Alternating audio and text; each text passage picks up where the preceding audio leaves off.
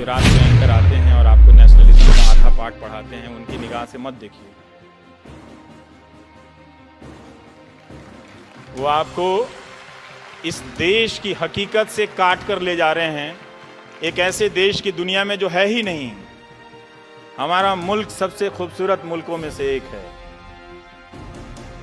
हमारे पास bullet train नहीं है तो क्या हुआ, हम धीरे भी चलते हैं तो गले मिलकर चलते हैं।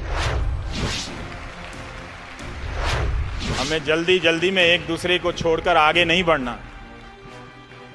वो जो चिंता है कि सारी ट्रेन अच्छी हो जाए, वो बुलेट ट्रेन के खिलाफ चिंता नहीं है।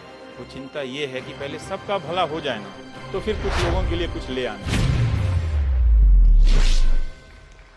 तो उन्होंने बुलेट ट्रेन का विरोध करने वालों को भी देशद्रोही बता दिया। 15,000 का टिकट खरीद के, जापान में लोग चलते हैं ओसाका से टोक्यो के बीच में 15,000 का टिकट खरीद के। तो ये आप ध्यान में रखिएगा कि इमेज झोंका जा रहा है। कॉरपोरेट हमारा बड़ा कमाल का है, उसने पहले मीडिया को नेताओं के यहाँ पहुंचाया, नेताओं ने मीडिया को अपने पास रख लिया। अब कॉरपोरेट मीडिया तो खरीद लेता है कई तरह के चैनल, लेकिन बोल वो भी नहीं पा रहा है बेचारा। जीएसटी से परेशान है, उसका धंधा चौपट है, बैंकों के खून निकल रहे हैं, बह रहे हैं, वो घाटे में दबे जा रहे हैं, मरे जा रहे हैं, कोई बोल नहीं रहा है। क्या बात है भाई, तुम भी डर गए? तुम तो बड़े बड़े चैनल खरीद लेते हो। किस लिए खरीदते हो? डरने के लिए? हमने डर में इतना निवेश नहीं देखा। जब डर प्रॉफिटेबल हो जाए तो जनता को सतर्क हो जाना चाहिए, क्योंकि इसमें उसका घाटा है, फायदा 2-4 लोगों का होता है। तो वो डर को प्रॉफिटेबल बिजनेस बना रहे हैं। और यही हो रहा है कि ना कॉरपोरेट बोल पा रहा है, ना जनता की आवाज पहुंच रही है, और लोग सड़कों पर अपने सवालों को लेकर खड़े हैं। शिक्षा मित्र रोज फोन करते हैं कि हम 1.25 लाख की संख्या में हैं, हमारी आवाज कोई नहीं उठाता है। रोज रोते हैं बेचारे। और अब तो सुनने को आ रहा है कि मुझे ही चलता करने का इंतजाम कर लिया गया है। अभी व्हाट्सएप पे आया कि मैं फोन कर रहा हूं कि बरखा मैम मेरे लिए कोई नौकरी है। ये हंसने की बात नहीं है। इस देश का महान लोकतंत्र अगर एक पत्रकार को नहीं बर्दाश्त कर सकता तो उसके लिए शर्म की बात है। मैं गलत बोल सकता हूं, मैं खराब बोल सकता हूं, लेकिन आपने अगर मेरी हत्या की कामना की है तो वो शर्म की बात है। आपने मुझे उठाकर कहीं फेंकने की कामना की है तो वो शर्म की बात है। ये गांधी के देश में कभी नहीं हो सकता था। जो गांधी अंग्रेजों से लड़ते थे मगर उसे भी शत्रु नहीं कहते थे। हम उस देश के हैं। आप मेरा मजाक उड़ा रहे थे उस दिन। वो सबसे शर्मनाक दिन था जब मेरा फोटो तरह तरह से ट्विटर पर बनाकर चलाने लगा। किसी ने टीका लगा दिया, किसी ने गेरुआ लगा दिया। मैं पहनता हूं भाई गेरुआ, तुम पहनाओगे तो थोड़ी पहनूंगा। मैं पहनता हूं, लाखों लोग पहनते हैं गेरुआ इस देश में। क्या आप वो भी एक दिन टीवी चैनल से तय होगा कि सबको गेरुआ पहनना होगा? वो तो हम पहनते हैं अपने अपने पूजाओं में। और ये मजाक चल रहा था। तो मैं यही सोच रहा था कि क्या एक अदना सा पत्रकार इतना महत्वपूर्ण हो गया कि उसे विस्थापित करने के लिए हुकूमत इतनी चालें चलेंगी? और क्या हम नहीं जानते कि कॉरपोरेट में टेक ओवर कैसे होता है? आपने दुनिया का इतिहास नहीं पढ़ा? और क्या आप हमेशा ये होता रहा है इसीलिए होते रहने देंगे? होते रहने दीजिए। आपको लगता है कि आपको फर्क नहीं पड़ेगा, फर्क आप ही को पड़ेगा। फर्क आप ही को पड़ेगा जब आपकी आवाज पहुंचने के हर रास्ते बंद कर दिए जाएंगे। जवाहरलाल नेहरू ने अमृत बाजार पत्रिका के संपादक को लिखा था कि अखबार आलोचना नहीं करेंगे तो कौन करेगा। मैं यहाँ इस हॉल में आ रहा था तो किसी ने उसका टेक्स्ट मुझे व्हाट्सएप किया था कि अखबार अगर आलोचना नहीं करेंगे तो सरकार की आलोचना कौन करेगा। सरकार की आलोचना करने पे बधाई मिलनी चाहिए। यह इसलिए महत्वपूर्ण है क्योंकि बाकी लोग नहीं करते हैं। 99% मीडिया एक गोदी मीडिया बन गया है। अब रोना रो रहा है कि जो 1% है वो भी गोदी मीडिया है। कमाल है साहब, कमाल है। सारा मीडिया खरीद के जेब में रख लो और दिन भर प्रोपेगेंडा, हिंदू मुस्लिम एजेंडा चलाते रहो और कहो कि गोदी मीडिया दूसरी तरफ भी है।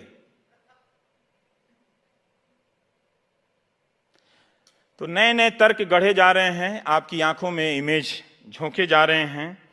मैं उम्मीद कर सकता हूं कि मेरा समय खत्म हो रहा होगा, लेकिन दो चार बातें यही है कि लोकतंत्र की लड़ाई को आप आउटसोर्स मत कीजिए, हवन भजन मत कीजिए, गांधी की तरह सत्य के रास्ते पे चलिए, क्योंकि हमारे देश में सच बोलने का इकोसिस्टम नहीं है। इसे हमें स्वीकार कर लेना चाहिए और इस इकोसिस्टम को हमने नहीं बनने दिया है। जो भी जरा सा चलता है हम उसे पागल घोषित कर देते हैं। जो ईमानदार होता है, कोई कलेक्टर आ गया, वो ऑनेस्टी से काम करता है, उसी के रिश्तेदार बोलेंगे पागल हो गया। ये दुनिया बदल देगा क्या? अब तक आप झूठ के साथ खड़े रहे हैं, कुछ साल तक सच के साथ खड़े होने का प्रयास तो कीजिए, हो जाएगा। वो राजा हरिश्चंद्र की जो कहानी सुनाई जाती है कि वो बर्बाद हो गए, बने थे सत्यवादी चलने, पूरा परिवार तहस नहस हो गया, अंत में उनके पास कुछ भी नहीं बचा। ये कहानी इस देश में सुनाई जाती है राजा हरिश्चंद्र के लिए की। पता है क्यों? क्योंकि आप हमेशा डरे रहे। और ये कहानी कौन सुनाता है पता है? जो पावर में होता है। गांधी ने ठीक इसका उल्टा किया। गांधी ने सत्य के साथ प्रयोग किया और खुद प्रयोग किया, लेकिन उस सत्य को अधिकांश जनता का हथियार बना दिया। ये लो सत्य।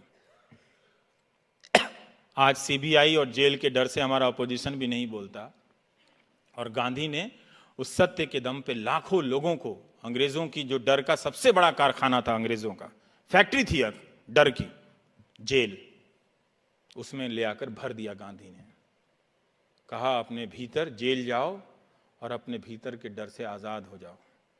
इनके पास टैंक है, तोप है, अफसर हैं, कानून है, सेलुलर जेल है, सब है, लेकिन जिस दिन तुम जेल जाने के डर से आजाद हो जाओगे, बाकी आजादी मिल जाएगी। ये गांधी का सत्य था। गांधी ने इसी सत्य के लिए अपनी जिंदगी दी। वो कहते थे कि सत्य की खोज में क्रोध, स्वार्थ, घृणा आदि विकार स्वभावतः छूटते जाते हैं, अन्यथा सत्य की प्राप्ति असंभव ही हो जाए।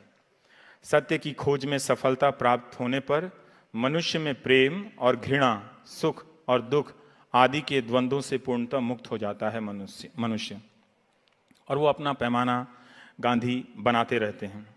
आप देखेंगे कि गांधी अंतिम तक प्रयोग कर रहे हैं। वो हारते हैं। वो अपनी अहिंसा, जब भारत आज़ाद होता है तो जिस अहिंसा को लेकर वो 30 साल तक प्रयोग करते हैं, वो बिखर जाती है।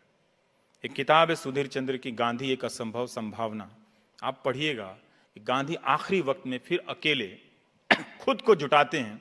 वो चाहते थे 125 साल जीना, लेकिन बाद में उनके जीने की इच्छा समाप्त होने लगती है और वो नोआखली चल देते हैं।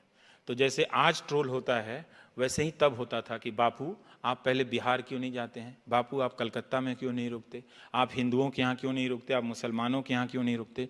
तो दोनों तरफ के जो सांप्रदायिक लोग थे वो गांधी जी का ट्रोल करते हैं। लेकिन गांधी क्या करते हैं उस ट्रोल के बाद? कई बार हम लोग ट्रोल से डर जाते हैं, तो मैं बताना चाहता हूं कि गांधी क्या करते हैं। गांधी उस वक्त एक बात बताते हैं कि हिंदू मुसलमान दोनों हैवान बने हुए हैं, क्या इसमें से निकलने का कोई रास्ता नहीं है? रास्ता तो है, दोनों में से एक जानवर ना बने। जो निखिल डे कह रहे थे, आखिरी बात जो उनकी थी, उस बात को समझिए, दोनों में से एक जानवर ना बने। यही इसमें से निकलने का सीधा रास्ता है, ये गांधी ने कहा था। और वो पहचानते थे। जब ये ट्रोल के जरिए किसी की हत्या पर उत्सव मनाया जाने लगा, यहाँ वहाँ के तर्कों से सवाल किए जाने लगे, तो लोगों ने कहा कि हम तो ऐसे ही थे, भीतर से हम लोग सब कम्युनल थे, बाहर आ गए उसमें। तो बाहर कम्युनल आए तो खराब लगे, तो उसमें नेशनलिज्म थोड़ा सा ऊपर से डाल दो, उसमें मलाई। तब भी गांधी जी कहते हैं कि जो बहुत हिंसा होने लगती है, कि हम लाचारी से अहिंसक बने हुए थे, मगर हमारे दिल में तो हिंसा भरी हुई थी। अब जब अंग्रेज यहाँ से हट रहे हैं तो हम उस हिंसा को आपस में लड़कर खर्च कर रहे हैं। हम आज भी उस हिंसा को आपस में लड़कर खर्च कर रहे हैं। अपने भीतर की अहिंसा को पहचानिए, उसमें बहुत शक्तियां हैं।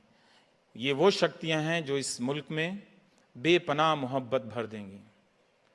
इस मोहब्बत के सहारे आप कम रोटी खाकर भी मुस्कुराएंगे, जनरल क्लास में भी चलकर मुस्कुराएंगे।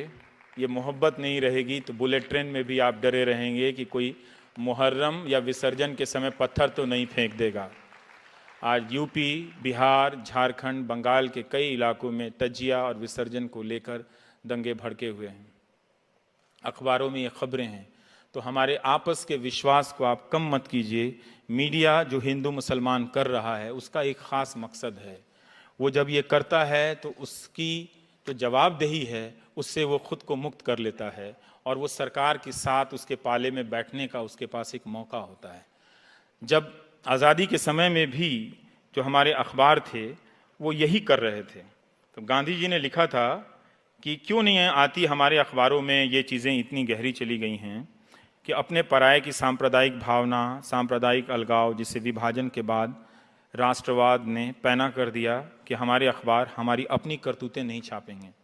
हम अपनी करतूतें नहीं छापते, अपनी हिंसा को नहीं पहचानते, दूसरे की हिंसा को पहचान रहे हैं और ये सब झूठ के आधार पर हो रहा है। तो आप इन सब चीज़ों को समझेंगे। हम जिस मीडियम से आते हैं उस मीडियम में घुन लग गया है, तरह तरह के तर्क ढूंढ रहे हैं, उससे कोई फ़ायदा नहीं है, उससे कोई फ़ायदा नहीं।